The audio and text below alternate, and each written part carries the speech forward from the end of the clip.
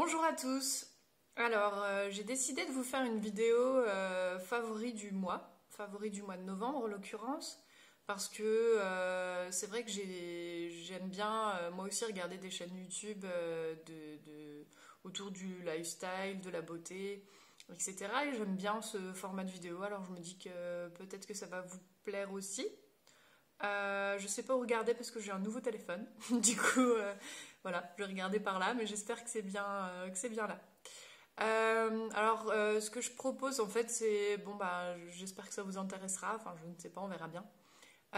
C'est de parler de présenter un objet, un film, une série, un cosmétique, voilà, un complément alimentaire, un aliment, enfin voilà, une chose qui m'a un petit peu marqué chaque mois, si j'arrive à la faire chaque mois.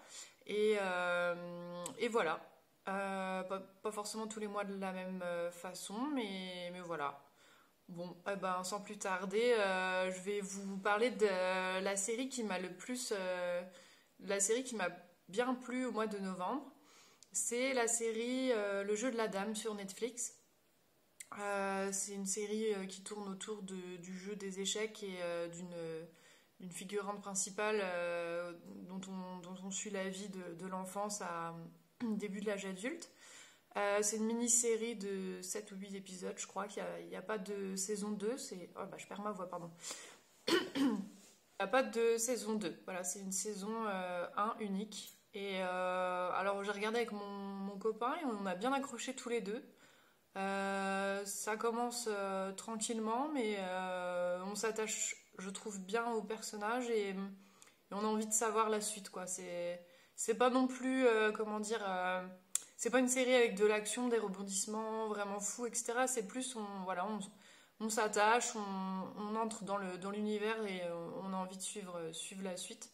Donc, je vous conseille cette série si vous avez Netflix. J'ai aussi redécouvert le film The Giver sur Netflix également. C'est un film que j'avais déjà vu, mais il y a un petit moment, et je l'ai re-regardé. Et moi j'adore ce film, donc je vous en parle là. Parce que si vous ne l'avez pas vu, je trouve que c'est une belle découverte qui, en fait, je trouve qu'il aborde, j'essaye de réfléchir à ce que je vous dis pour pas trop spoiler, je trouve qu'il aborde en fait un sujet super intéressant sur l'importance des émotions dans la vie, mais d'une façon détournée, un peu science-fiction. Enfin, en tout cas, je vous le conseille grandement. Moi, c'est un film qui m'ouvre le cœur. Ça fait partie des films qui me rendent un peu bienveillante et heureuse envers l'humanité. Je sais pas du tout si ça fait le même effet à tout le monde, mais voilà, c'est mon petit coup de cœur du mois de novembre d'avoir revu ce film. Donc pour poursuivre cette vidéo, je vais vous présenter mon aliment chouchou du mois de novembre. Alors là, il s'agit d'une découverte, en fait, c'est quelque chose que je connaissais pas. Récemment, j'ai un petit peu écouté des vidéos YouTube, j'ai cherché des informations sur la façon de consommer moins de produits laitiers dans l'alimentation et par quoi on pouvait remplacer. Et j'étais tombée sur une chaîne YouTube, je ne sais plus de qui, il faudrait que je retrouve. Je vous mettrai en barre d'infos le lien parce que c'était assez intéressant. Une chaîne YouTube d'une fille qui disait un petit peu ce qu'elle utilisait pour remplacer le lait. Et donc elle disait dans sa vidéo qu'il y avait pas mal maintenant dans les grandes surfaces de yaourts à base de lait végétaux. Et donc du coup, je me suis dit que j'avais envie de tester ça. Donc j'en ai pris de plusieurs marques et peut-être que je suis en train de me dire que ça pourrait peut-être vous intéresser une vidéo là-dessus, je sais pas du tout. Bon, dans tous les cas, je vous présente mon préféré de loin et celui que du coup j'aime beaucoup. Alors en fait, le carton est un peu défoncé, mais voilà, il s'agit celui de la marque Andros, le brassé pêche du Roussillon au lait de coco, gourmand et végétal. Alors, c'est quoi vraiment le nom du truc? C'est gourmand et végétal au lait de coco. Brassé pêche du Roussillon. J'ai adoré la texture du yaourt en fait. je constate que dans les aliments, souvent ce que j'aime bien, en fait, moi, c'est la texture. Le goût aussi, évidemment, mais si la texture me plaît, bah, ça me plaît d'autant plus. Et là, en fait, le yaourt, enfin, c'est hyper onctueux. Le lait de coco, ça apporte un truc hyper onctueux. J'ai goûté d'autres yaourts au lait de coco là récemment et c'était onctueux aussi, mais pas autant que dans celui-ci. Donc je sais pas exactement pourquoi, mais vraiment j'ai bien apprécié.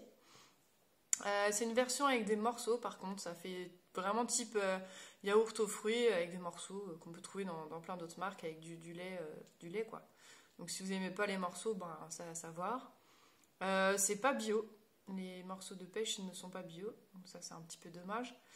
Et sinon, sur Yuka, je crois qu'il a 61 sur 100, donc il est noté bon. Il n'y a pas d'additifs mauvais. Il apporte pas mal de calcium. Alors ça, je me demande, je suis pas hyper calée sur ce qui contient du calcium, mais je trouve ça intéressant de renoter. Je le savais déjà, hein, mais que c'est pas enfin, qu'on peut trouver du calcium dans plein d'autres aliments que dans du lait. Il est certifié vegan. Il n'est pas trop sucré, un peu, mais voilà, c'est pas noté en rouge dans Yuka, donc là-dessus aussi c'est important pour moi parce que j'essaye de faire attention au sucre en ce moment. Globalement, c'est une belle découverte, vraiment. Du livre que mon livre favori du mois, on va dire. Alors, j'ai pas toujours le temps de lire, mais alors soit je lis des romans, soit j'ai une grosse bibliothèque de livres de développement personnel parce que j'aime beaucoup le développement personnel. Et là, et régulièrement, je vais piocher dans ma bibliothèque, relire un petit bout de tel livre ou en fonction de ce que j'ai envie sur quel sujet j'ai envie d'avoir des informations. Et là, en fait, je me suis mis à relire un livre que j'avais déjà parcouru, mais il y a hyper longtemps, et il me semble pas que je l'avais lu entièrement. C'est le livre Technique de visualisation créatrice de Shakti Gawain. Voilà, c'est un petit livre qui coûte pas cher. En plus, il coûte 3,70 €. Et en fait, voilà, en dessous c'est écrit la puissance de la pensée parce qu'en gros, si je vous résume, c'est un petit peu sur la loi d'attraction ou en tout cas c'est un petit peu, ça part sur le principe que les pensées émises dans la vie attirent des actions dans votre vie et qu'il est possible d'en attirer certaines volontairement par sa pensée en faisant une certaine forme de technique d'imagination, quoi. En fait, c'est des techniques d'imagination associées à une pensée d'affirmation positive. Je vous dis, en gros, le résumé, c'est qu'elle conseille de se mettre dans un état de relaxation, d'imaginer ce qu'on a envie qui nous arrive, et ensuite de se dire avec fermeté, ce désir ou quelque chose de mieux encore se réalise maintenant pour moi, de la manière la plus satisfaisante et harmonieuse et pour le plus grand bien de tous. Parce que je ne vais pas tout vous raconter du livre, hein. En fait, elle aide à prendre conscience aussi de ce qu'on veut, de ce qu'on désire. Et cette phrase pour le plus grand bien de tous, elle est importante parce que elle dit bien que de toute façon, on ne peut pas souhaiter des choses pour autrui, on ne peut pas souhaiter non plus des choses qui ferait du mal à autrui, donc c'est vraiment pour le plus grand bien de tous, quoi. Ça porte bien son nom. Et la petite précision, ce désir ou quelque chose de mieux encore, c'est intéressant aussi parce que ça sous-entend qu'on peut souhaiter des choses et qu'on pourra peut-être avoir quelque chose d'encore mieux qu'on n'aurait pas imaginé. Alors voilà, en ce moment j'essaye de refaire ces petits exercices. Il n'y a pas forcément besoin de croire à quoi que ce soit, d'avoir quelque spiritualité que ce soit pour faire ça. Ça peut s'accorder avec toutes les religions, avec l'athéisme, avec tout ce qu'on veut. C'est un sujet assez vaste, hein, la loi de l'attraction, tout ça. J'ai pas forcément envie de rentrer dans les détails de tout ça maintenant. Mais voilà, ça fait partie des sujets qui m'intéressent. J'aime bien, ça m'intéresse de lire ce genre de livre. Ça m'intéresse de tester parce que moi je suis assez partisane de l'expérimentation dans la vie. Je crois à rien de base sans le tester moi-même, en gros. En fait, donc voilà, j'essaye. Puis si ça m'apporte du bien, bah tant mieux. Si ça m'apporte pas du bien, bah c'est pas grave. Au moins j'aurais eu un moment de détente où je me suis imaginé des choses agréables. C'est pas un moment perdu. Puis de toute façon, je fais ça avant de dormir, donc de toute façon, je m'endors après. Je suis dans mon lit, je suis tranquille. C'est pas, il n'y a pas de problème. Donc voilà pour le livre du mois. La citation du mois que j'ai envie de vous partager, c'est une citation que j'ai cherchée moi dans ma vie perso parce que donc du coup j'ai un travail hein, en plus de cette, enfin, la chaîne YouTube c'est un petit passe-temps à côté, c'est pas du tout mon travail et en ce moment je suis un peu stressée par rapport à mon travail et je me suis un peu sentie ces temps derniers submergée par le stress. Et du coup, je cherchais une forme de citation un petit peu inspirante pour réussir à dépasser ce stress.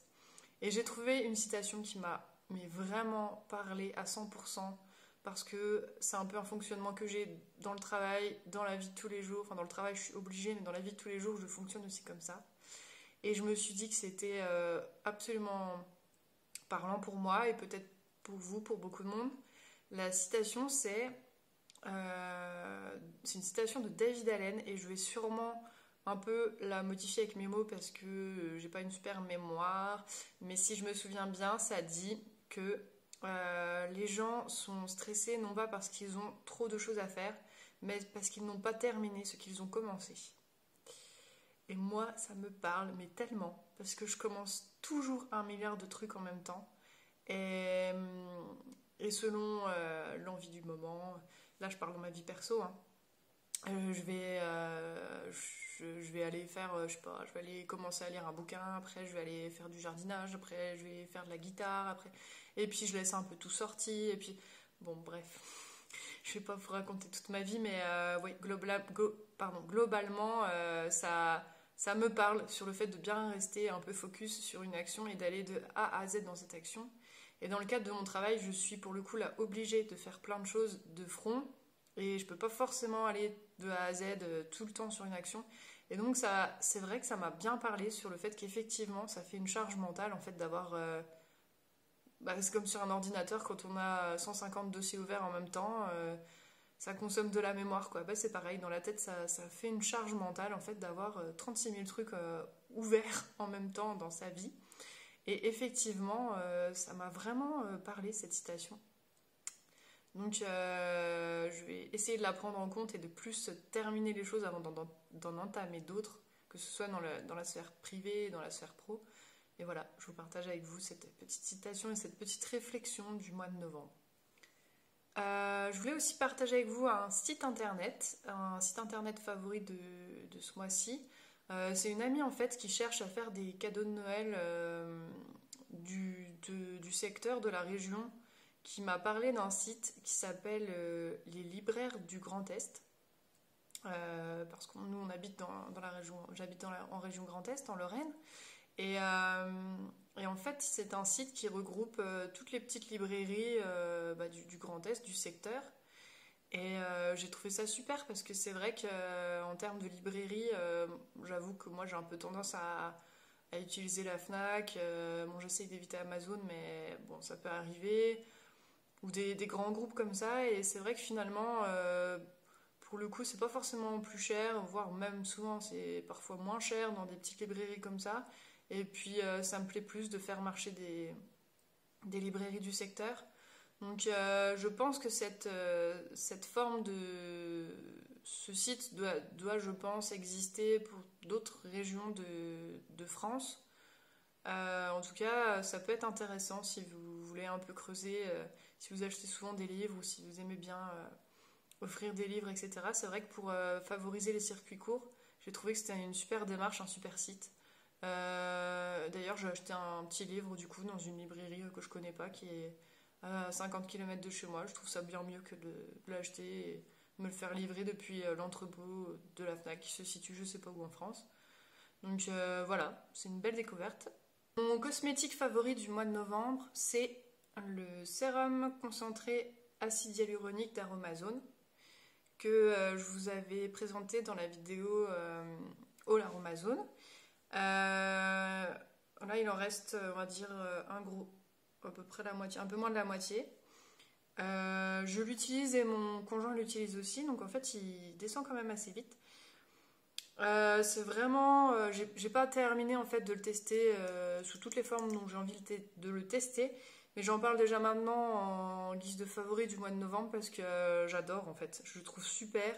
Ça fait un teint vraiment lumineux, hydraté, enfin moi ça me correspond tout à fait. J'avais déjà remarqué de toute façon dans le passé que tout ce qui est crème qui contient de l'acide hyaluronique, ça me convient très bien. Et effectivement, ça se confirme avec l'usage de ce sérum. Ça me fait vraiment souvent un joli teint le jour J ou le lendemain, le lendemain quand je l'utilise. J'ai l'impression que au fur et à mesure des utilisations, ma peau c'est un petit peu comme si elle s'habituait, l'effet un peu moins flagrant. Et si j'arrête quelques jours et là que je le remets une fois, là c'est vraiment flagrant quoi. Donc c'est super, je suis super contente de cette découverte, surtout qu'il coûte pas super cher. Et qu'en plus on peut ajouter des actifs dedans. D'ailleurs c'est ce que je vais bientôt faire. J'avais acheté Algo Boost, c'est pour un effet anti-âge que je vais ajouter dedans. Là je voulais le tester pur pour voir, mais maintenant voilà, je vais commencer à l'agrémenter de différents actifs pour accentuer ses bienfaits, puis en rajouter d'autres. Et sinon aussi j'avais essayé de le mélanger avec de l'huile végétale. Là par contre, effectivement, comme je l'avais lu dans les commentaires sur Aromazone, ça marche pas trop, hein. Ça se mélange pas bien, ça fait un peu une texture pelucheuse sur la peau, c'est pas agréable, donc là par contre ça marche pas. Voilà, il faut encore que je le teste. Je voulais un peu le tester sur les cheveux, je voulais le tester dans d'autres types d'usages. Mais voilà, c'est mon favori du mois de novembre, c'est une super belle découverte. Je vais vous parler aussi d'une chaîne YouTube sur la beauté naturelle et cosmétique bio, hein. On ne change pas une équipe qui gagne. Je vous en parle parce qu'en fait, moi j'ai fait une chaîne YouTube parce qu'en fait j'adore ce genre de contenu, hein. Donc je suis moi-même consommatrice de ce type de contenu et je suis abonnée à plusieurs créatrices de contenu YouTube de ce type-là. Je pense qu'un de ces quatre, je vous ferai une vidéo qui résume un peu toutes mes préférées, entre guillemets, parce que je trouve ça bien de mettre en valeur des gens qui, je trouve, ont des belles valeurs et qui présentent les choses de façon simple et naturelle. Moi, j'aime vraiment bien. Et là, ce mois-ci, j'ai regardé pas mal de vidéos de la chaîne Audrey Redac. J'étais déjà abonnée, mais j'avais pas pris le temps de vraiment regarder beaucoup de vidéos. Et là, j'ai eu un peu plus. J'ai pris le temps, quoi. Et j'aime vraiment bien. J'aime vraiment bien. Bah, vous verrez quand je vous ferai la vidéo sur les chaînes YouTube que je suis. Moi, j'aime bien les personnes qui partagent un peu mes valeurs, quoi, qui sont assez naturelles, assez simples et un petit peu dans la bienveillance, qui aiment bien aussi un petit peu le développement personnel, les compléments alimentaires, les plantes, etc. Donc tout ça, c'est dans cette chaîne aussi. Donc du coup, je vous la conseille, elle est vraiment bien. En parlant de compléments alimentaires, de plantes, etc., c'est vrai que moi, j'en teste beaucoup pour pas mal de petits désagréments de la vie, de petits bobos du quotidien. J'aime bien tester les plantes. Et là, en ce moment, mon test du mois de novembre, qui s'avère être un test très fructueux, c'est l'Achillée millefeuille et l'alchémie en teinture mère, que je prends pour réguler le cycle menstruel. Là, je vous laisserai aller voir, hein, les effets, les actions, la posologie. Je vous dis juste en résumé.